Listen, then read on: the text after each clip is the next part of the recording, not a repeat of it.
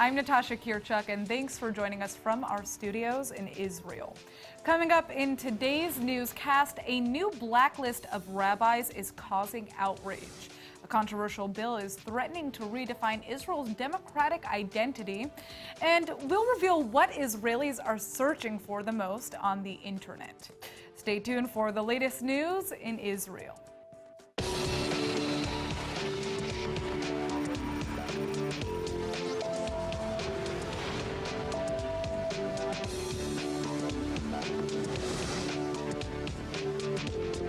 Many were outraged this week when the Israeli chief rabbinate published a so-called blacklist of rabbis whose efforts to confirm the Jewish identities of immigrants are now considered invalid. Now, the chief Ashkenazi rabbi of Israel, David Lau, is disowning the controversial list, and he's even ordering an investigation into how it was published. In order to get married in Israel, immigrants must prove their Jewish identity. Typically, they do this with a letter from a rabbi in their country of origin. On Sunday, the JTA newspaper published a list of 160 rabbis from 24 different countries whose letters of Judaism the rabbinate has been rejecting. The chief rabbi is saying he was not aware of the existence of the list and that the list is actually being misconstrued. According to Lau's senior advisor, many letters were rejected because of irregularities or suspected forgeries. Seth Farber, the director of the Etim organization, which helps people navigate the religious authorities' bureaucracy in Israel, says those claims are questionable. After all, if the problem was the documents, why did the rabbinate send out a list of rabbis' names? Of the 66 American rabbis on the list, at least 1/5 are Orthodox and almost all of the rest are Reform or Conservative. The publication of the list comes on the heels of the advancement of a bill that would give the chief rabbinate authority over all official Jewish conversions within Israel. All right, a new draft of the proposal for a very controversial bill is making its way around the Knesset this week, and critics are already blasting its language for supposedly stifling democracy. ILTV's Aaron Pors joins us in the studio now to fill us in on some of the details about this so-called NationState Bill. Now, Aaron, what is this new bill about? So essentially, the NationState Bill redefines Israel as a Jewish and democratic state. However, it prioritizes the Jewish over the democratic. So essentially, functionally, how that works is that in any dispute, legally speaking, in the High Court of Israel, where democratic and religious views are at odds, the court will be forced to take the religious perspective. So who is backing this proposition? So as you might have guessed, the ruling coalition, which is led by the Likud party, Benjamin Netanyahu's party. But there's a lot more to it than that. There are a lot of different versions of the bill that are being spun around. It's not unanimous consent under any one version or language in the text. So there's a lot going on. I'll tell you more in the report. The truth of the matter is that even within the ruling coalition, there is no consensus yet as to what should and should not be in the proposal's text. So multiple versions will likely be presented throughout the 3 readings that the bill must pass through to become law. One source speaking to Haaretz News reportedly said that, quote, Netanyahu is pressing to have the bill approved on its first reading within 2 weeks, so they will vote on a version that there is no full agreement on, and then they will try to resolve the differences in advance of a second and third reading after the Knesset recess, end quote. Primarily, disagreements arise over the nature of Israel's democracy. Some in the ministerial committee that's drafting the bill didn't want to include the word democracy at all. The bill also neglects to make any mention of the status of the Arabic language, leaving many government services in Arabic on the chopping block. What it appears we do know, though, is the direction the bill is supposed to take the country in. Likud MK Amir Ohana said, "We are not committed to any of the proposed versions, but we will absolutely hear everyone and try to arrive at a version that best expresses, without apologizing or quibbling, that in the state of Israel every individual has full human rights, while national rights are possessed by only one people, the Jewish people." Joining Aaron Pors and I in the studio to help us dive deeper into the proposed nation-state bill is Simcha Rothman, the legal advisor of the Israeli Movement for Governability and Democracy. Thank you so much for joining us. Hi. All right, so let's begin. How have the Israeli courts been deciding things up until now? Since the enactment of what we call the old basic laws that talk about human dignity and the court decided that they has the power to cancel Knesset laws. It's a very debatable issue, but that's the way it was happening since 1992, 1994, and 14 Knesset bills and laws were canceled directly and some indirectly, and it's a problem when you talk about democracy, that the Knesset bills and laws can be canceled by an unelected body, that like the Supreme Court.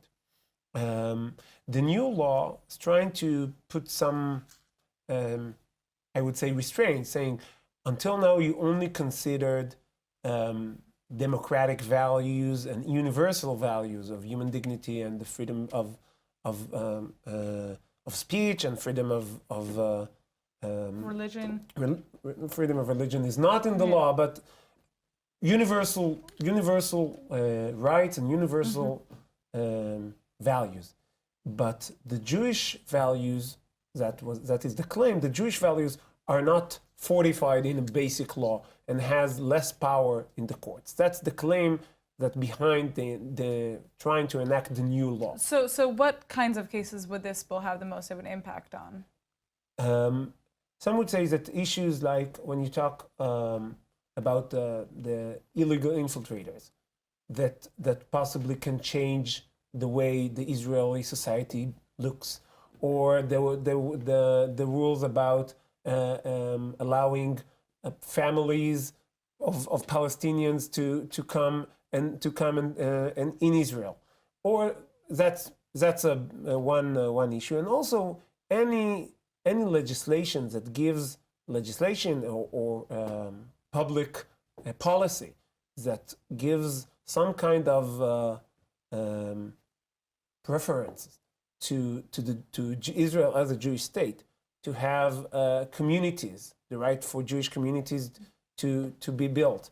All those kind of issues, public policy concerning the Jewish identity of the state of Israel, are supposed to be guarded from intervening once you put forward a basic law say Israel is a Jewish state. So, what are the chances? Because I know that there's very little consensus over the language in the text of the bill. It's only going for the first reading in a few weeks. So, what are the chances that it will advance, more or less as is, or will it be changed radically by the time it gets to the second reading, and then we're looking at a totally new bill altogether? The chances it will change along the way. It's a basic law. It needs to show the broad acceptance, and it needs to show that it's not only an issue of coalition and opposition, because it's supposed to have some kind of a statement that talks about how the state of Israel, how the public in Israel wants the state of Israel to look like. But I think the main problem that is slightly... It's confusing because Israel was already considered the democratic and Jewish homeland of the Jewish people, no? I mean... Yeah, but the claim is that the Jewish part is not fortified in a basic law. All the democratic aspects are fortified in the basic law and has special basic law that say you will guard... So I'm just kind of confused as to what that means for people who are not Jewish living within this country. The government and the Knesset needs to take into account the fact that that people has rights for human dignity, the people has rights for freedom of speech, as you said, people has rights. They also, the government and the Knesset and all other authorities in Israel has to take into account that Israel is a Jewish state. The problem with this kind of law is that it takes the power from the Knesset and brings it to the Supreme Court. And now, if until now the Supreme Court looked at legislation and asked himself, is this legislation democratic enough? Is this legislation takes care of human rights enough? Now the court will have the authority to say, is this legislation Jewish enough? And as you said, the interpretation of what is Jewish enough, what isn't, yeah. I would say that I prefer that this debate will happen within the Knesset. I don't want an unelected body of 15 people to decide what's Jewish and what's not Jewish. So thank you so much for joining us. On a good note. Okay, there's major controversy over plans to expand the Palestinian city of Kalkia, which is located in an Israeli-controlled part of the West Bank, and now it's leading to tension in the Israeli government's ruling coalition. Last year, Israeli Prime Minister Benjamin Netanyahu's government reportedly agreed to turn over a substantial amount of land to the Palestinians, all in order to facilitate the expansion of Kalkilia. The city is said to be the most densely populated Palestinian city inside of the West Bank, but right-wing factions within the coalition have been protesting the move. Jewish Home Leader Naftali Bennett says it's a profound mistake to cede control of land in such a strategic location. Kalkilia is just along the Israeli separation fence and is only a few miles from Tel Aviv and Herzliya. Now, the plans to expand the city are on hold and will likely be rejected if and when they come to another vote. Abdelmomen Afana, a senior city administrator, says that Kalkilia has an interest in maintaining calm, since 4,000 of its residents have Israeli work permits. But if the expansion doesn't go through, which would more than double the city's size and potential population, he says violence might break out. The mayor of the city, Hashem Al-Mazli, says that it will be a catastrophe if the city can't expand. Kalkilia lies in Area C, and many more right-wing Israelis want to retain or even annex the territory, which has a Jewish majority. The Israeli army has raided the home of the Palestinian assailant who carried out a car ramming attack earlier this week in the West Bank, and they've now discovered inciting materials that were in his possession. On Monday, Muhammad Ibrahim Jibril, a resident of the village of Tekoa, attempted to drive his car into a group of soldiers, but instead crashed his car into a guardrail and jumped out to attempt a stabbing attack. He was shot dead before anyone was seriously wounded, but an Israeli soldier was injured in the incident. On Tuesday morning, IDF troops, along with border police, went into Tekoa and searched Jibril's home. According to an army statement, they found inciting materials in their search, which also extended to the houses of his family members, but the IDF has not yet revealed the findings. Ma'an, a Palestinian news outlet, is reporting that Israeli officials have agreed to turn over Jibril's body in exchange for quiet in the town. Last night, IDF soldiers transported hundreds of Jewish pilgrims to the tomb of Joshua Ben Nun in the West Bank. Palestinian protesters threw stones at the entourage before being driven back by stun grenades. But that wasn't all that happened in the West Bank last night. The IDF arrested around 15 Palestinians across the West Bank who were suspected of participating in riots and throwing large stones at soldiers. The centrist outsider Avi Gabay is the new leader of the Israeli Labour Party, and he's already drawn comparisons to the former Prime Minister of the UK, Tony Blair, and French President Emmanuel Macron. His Zionist Union Party is already moving up in the polls, and ILTV's Max Keisler has more. Now, Max, tell us a little bit about Gabay. What does he stand for? It's a good question. Gabay is not someone with a long track record in politics. Right now we're seeing a lot of extrapolation on what his beliefs are, but more based off things he's done than things he's said. I mean, this is someone who served in a coalition with Prime Minister Netanyahu, but then left when Defense Minister Moshe Yaalon was fired. This is someone who said he was never a Likud voter. In fact, he was. So there's reason to think he's centrist, but just how and to what degree, that's very much up in the air. Now, when it comes to the polls, what is going on exactly? So that's interesting. Right now what we're seeing is that under Gabay, Labor's taking a lot of voters from the Yesh Atid party, which is a centrist party. They had a lot of buzz a few years ago, but now Gabay is really the next big thing. The question is, will he retain this allure as Israelis find out more about him? Interesting. Well, let's check out your report. Right now, Avi Gabay is enjoying his victory. He says it's time to start a campaign to take the Zionist Union Party to 30 seats and replace incumbent Israeli Prime Minister Benjamin Netanyahu. Israeli political scientists say Gabay's moderate positions, his high-tech and intelligence background, and his relative inexperience in politics are all resonating with large parts of the Israeli public. Some even speculate that with his Moroccan background, he could end up taking Mizrahi, or Middle Eastern Jewish voters from the Likud and Kulanu parties, and that's if Labor moves to the center. According to recent polls taken after Gabay's ascendance, the Zionist Union Party would finish 5 seats behind the center-right Likud party and 2 to 8 seats ahead of the centrist Yesh Atid party, if elections were held today. Some are hopeful that Gabay could form a centrist bloc with Yesh Atid and Kulanu. But after his defection from Kulanu, Gabay is no longer on speaking terms with the party leader, Moshe Kachlon, and Yesh Atid's party leadership seems more worried about losing their position as the lead opposition party. Gabay formerly served as the Minister of Environmental Protection from 2015 to 2016, but he resigned in protest after the firing of Defense Minister Moshe Yaalon. It's been 10 years since the Sunni Islamist group Hamas took control of the Gaza Strip, kicking Fatah members of the Palestinian Authority out.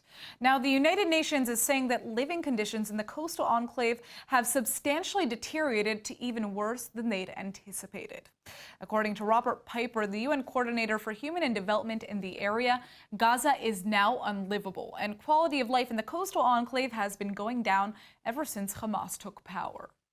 Across the board, we're watching de-development in slow motion. Every indicator, from energy to water to healthcare to employment to poverty to food insecurity, every indicator is declining. Gazans have been going through this slow motion de-development now for a decade. Israel imposes a blockade on the Gaza Strip along with Egypt as a means of preventing arms and materials that can be used for military purposes out of the hands of Hamas and other terrorist organizations. While Piper does say that doing so strangles the civilians in Gaza, he's less concerned with finger pointing than with figuring out how to change the current political arrangement. Everyone's having a go, and I think that's the message in this report. The fundamental message is someone has got to step back and put the interests of civilians at the top of the queue for a change. Lately, there's been talk in Israel about constructing an artificial island off of the coast of Gaza to serve as a port and possibly airport for the territory to fulfill the needs of the Palestinians while satisfying Israeli security needs. In case we haven't convinced you yet, Israel has a booming and vibrant art scene. And joining me now to share some of her incredible work is the world-famous Israeli sculptor and painter Yolanda Antal. Thank you so much for joining us. Thank you for inviting me. All right, so first of all, let's talk about a little bit of the work that you do. What kind of art do you do? Actually, I'm a sculptor and painter as well. But in the last years, I sculpt mainly. But the important thing that I am doing, I combine the sculpture with the painting, and this is something very innovative, yes, that I'm doing. And as you can see, I paint on the sculpture. Right. So the sculpture are made in a classical way, figurative, classical, but the paint comes over it and gives it a modern, contemporary look. So what type of materials are you working with? This one was the sculpture that you saw before was the Marilyn Monroe. Right, yeah, of course. And yes, actually, I would like to speak about the subject of my sculptures. I deal with the women and the way that they are expressed and appears in the history, in the legends, in the literature, in Bible. And I found that women, the power of the women is temptation. And our beauty is our power, our voice. And in the mythology and in the Bible and all these legends, you can see that, for example, Marilyn Monroe, she was very beautiful, very talented, but she had a tragic end. And also Cleopatra, for example, the Queen Cleopatra. Her power was that she seduced Caesar.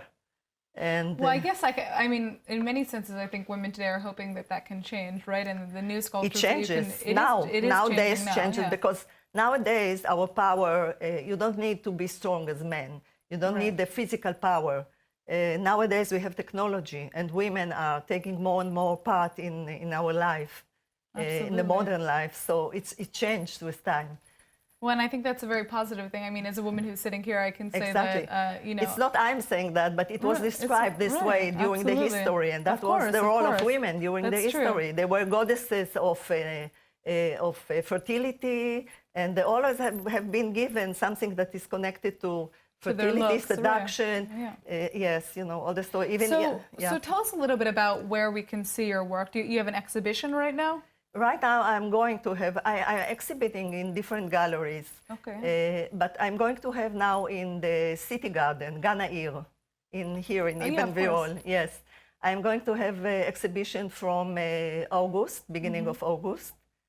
So you can see there my art. Absolutely. I exhibit also in a gallery which is called Art and About in Emek Hefer. And I exhibit also in Eilat in the museum. I exhibit permanently there.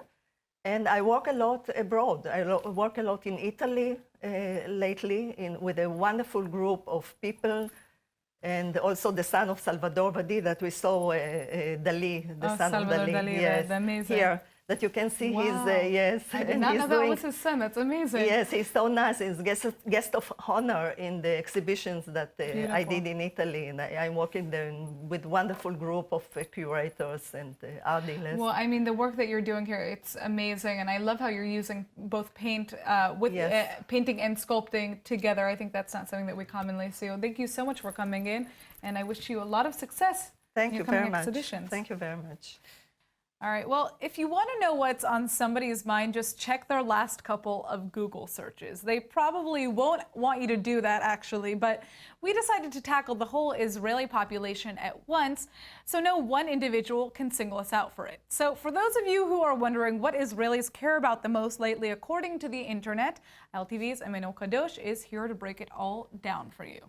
Okay, Emmanuel, you're yes. back. Well, one of the most popular Google searches, and I have to say I'm probably half of those Google searches, was for Israeli actress Rotem Sela, who plays in Beauty and the Baker.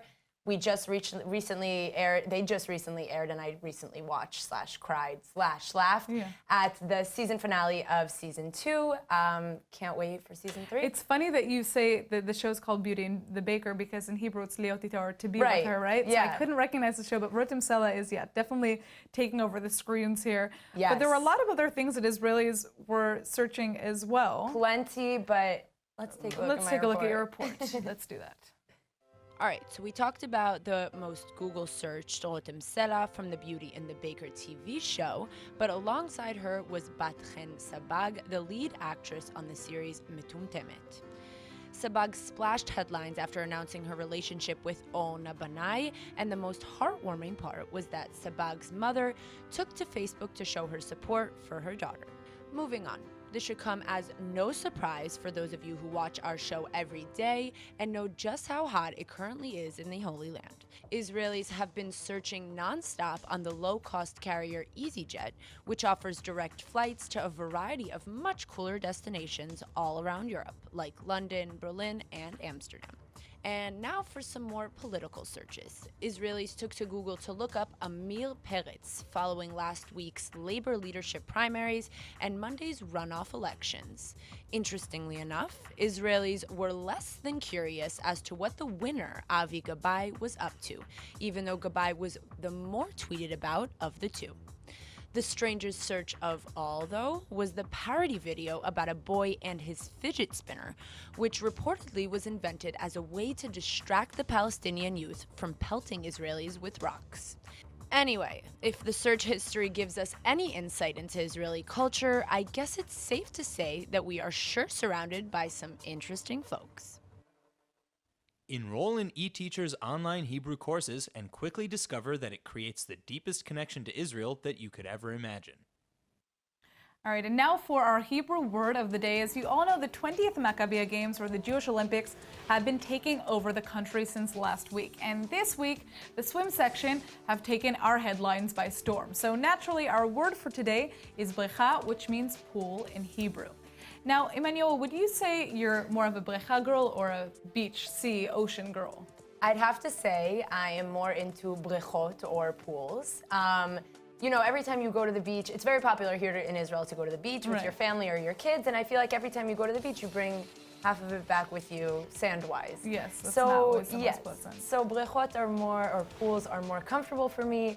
Also, because I'm a little afraid of the fish. Yes, so another thing that Emmanuel is scared of. The uncertainty of the ocean Yesterday scares was me. airplanes, and today it's the ocean. But Exactly. I mean, I have to say, I actually really do understand why you like brechot more, because having lived in Israel, I do appreciate living next to the beach. Yes. But it is really, really annoying to be covered with sand. If you take your dog to the beach, you have to take the sand off of the dog. So I've started to appreciate going to different brechot, or the brecha, around Israel.